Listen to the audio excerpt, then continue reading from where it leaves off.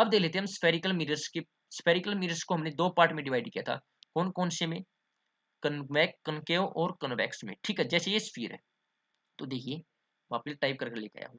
A spherical mirror can be defined as a portion of a hollow sphere, यानी कोई हमने होलो sphere ले लिया, उसके पोर्शन के तौर पर हम क्या कर सकते हैं, उसे डिफाइन कर सकते हैं। A reflecting surface whereas the other side has been silvered, एक साइड क्या होगी, रिफ्लेक्टिंग होगी, मतलब जो लाइट को क्या करेगी, रिफ्लेक्ट करेगी, और दूसरी क्या होगी, सिल्वर्ड होगी, यानी उसे चांदी से क्या किया होगा, पॉलिश किया होगा। ठीक है, पिछली क्लास में यही बताया था भाई, चांदी से क्यों पॉलिश किया जाता है, क्यों किया जाता है, क्योंकि ये गुड रिफ्लेक्ट होता है। ठीक है, देखिए तो सबसे पहला मिरर कौन सा, कनकेव मिरर्स। कनकेव मिरर्स कौन से होते हैं, देखिए नोट कर लीजिए क्या होता है कि एक concave mirror is a type of spherical mirror which has a reflecting surface that is located inwards. इसमें क्या होता है, बस इसमें इतनी बात ध्यान रखनी है, जो सरफेस होता है वो क्या होता है, इनवर्ड्स होता है, जो रिफ्लेक्टिंग सरफेस होता है वो क्या होता है, इनवर्ड्स होता है। कौन से मिरर में, कनकेव मिरर में। कनकेव मिरर में इनवर्ड्स होता है रिफ्लेक्टिंग सरफेस, क्या होता है, इनवर्ड्स होता है। यहाँ पर देख लीजिए, जो ये क्या है, रिफ्लेक्ट, ये तो क्या है, पॉलिश सरफेस है, ये तो क्या है, ये तो क्या है, पॉलिश्ड सरफेस है। कौन सा सरफेस है ये तो क्या है, पॉलिश सरफेस है। और ये क्या है, रिफ्लेक्टिंग है, कौन सा है, रिफ्लेक्टेड सरफेस है। तो ये क्या होता है, इसमें इनवर्ड्स होता है, क्या होता है, इनवर्ड्स होता है, इसमें क्या होता है, ये इनवर्ड्स होता है।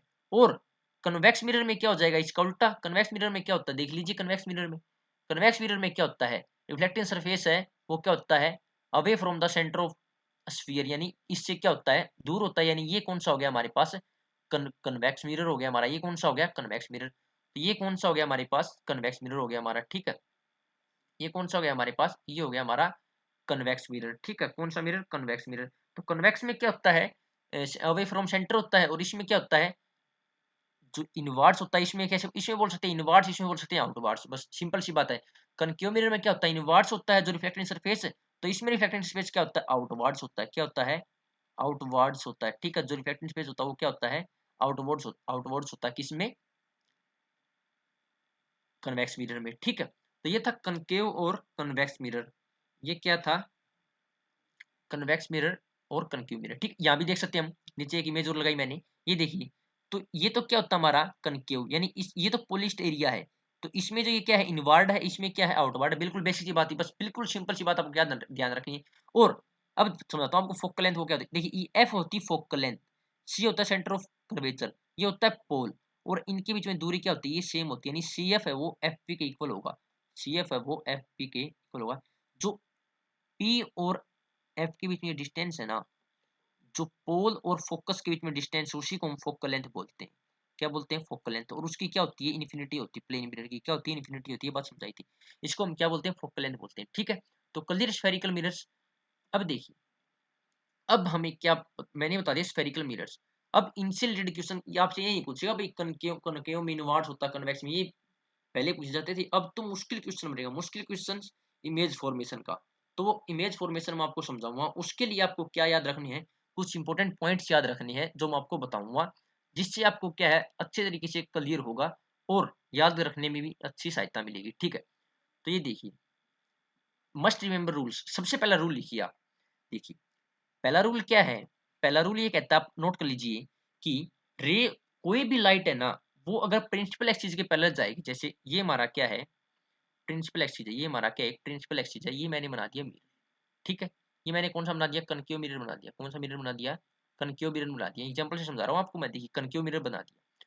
जो कोई भी अगर रे है वो पैरेलल जाएगी किसके, प्रिंसिपल एक्सिस के। इसको जो ये लाइन होता है ना बीच में, इसको हम बोलते हैं प्रिंसिपल एक्सिस। क्या बोलते हैं, प्रिंसिपल एक्सिस। क्या बोलते हैं, प्रिंसिपल एक्सिस बोलते हैं। ठीक है, तो जो, और यहाँ पर क्या होता है हमारा, ये होता हमारा सी, ये होता हमारा एफ, और ये होता हमारा पी। ठीक है, तो वो हमेशा किस में से गुजरेगी, फोकस में से गुजरेगी। कहाँ से गुजरेगी, ये है हमारा पहला रूल। पहला रूल क्या कहता है, अगर कोई, ये में रे डायग्राम बनाने की रूल है, जो दो तीन रूल है याद रखने पड़ेंगे। ठीक है, जिससे कि आपको सहायता मिलेगी, काफी आसानी, आसान तरीके से आप उसको कर सकेंगे। देखिए क्या है, अगर कोई भी रे है वो प्रिंसिपल एक्सिस क्या होगी, पैरेलल होगी, तो किस में से जाएगी, फोकस में से जाएगी। कहाँ से जाएगी, फोकस में जाएगी। पहला रूल क्या था, क्या था कि ray of light which is parallel to the principal axis after reflection passes through the focus. मतलब नोट कर लीजिए, एक बार और बोल रहा हूँ क्या, कि ray of light which is parallel to the principal axis after reflection passes through the focus. मतलब रिफ्लेक्शन के बाद वो टकराने के बाद यहाँ पर कहाँ से गुजरेगी, फोकस से। पहला पॉइंट हो गया क्लियर।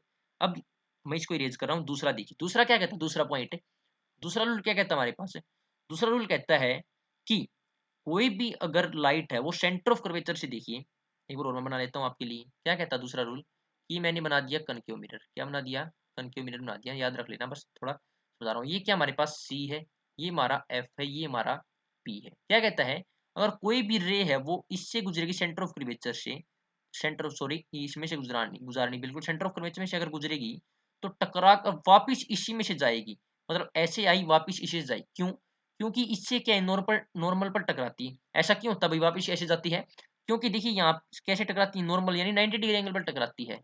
तो हमने पढ़ा है भाई एंगल आई है वो एंगल आर होता है भाई, रिफ्लेक्शन अगर रिफ्लेक्शन का लॉ आपने पढ़ा है भाई, एंगल आई वो एंगल आर की इक्वल होता है। तो कहने का मतलब क्या है भाई, अगर 90 डिग्री पर आई तो 90 डिग्री पर ही क्या करेगी, वापिस जाएगी। ये था रूल नंबर 2। क्या था रूल नंबर 2।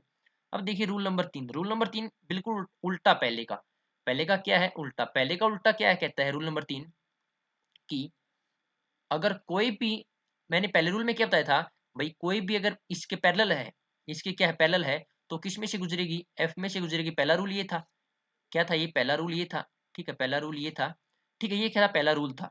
तीसरा रूल इसका क्या है कि जो भी फोकस में से गुजरेगी ना, तीसरा रूल क्या कहता है, देखिए पहला रूल क्या था हमारे पास, पहला रूल था भाई पैरेलल होगी तो फोकस में से गुजरेगी। तीसरा रूल इसका उल्टा है, क्या है कि फोकस में गुजरेगी तो पैरेलल हो जाएगी प्रिंसिपल एक्सिस के। ठीक है, क्या कहता है भाई, अगर कोई रे है, मुझे पूरी उम्मीद आपको ये समझ में आ रहा होगा, ठीक है, तभी मैं इतने जल्दी जल्दी कर रहा हूँ ये पहला रूल क्या कहता था, पहला रूल कहता था भाई पैरेलल है तो फोकस में से गुजरेगी। अब वाला क्या कह रहा है कि भाई फोकस में से गुजरेगी तो पैरेलल हो जाएगी, बस सिंपल सी बात है, फोकस में से गुजरेगी तो क्या हो जाएगी, पैरेलल हो जाएगी। ठीक है,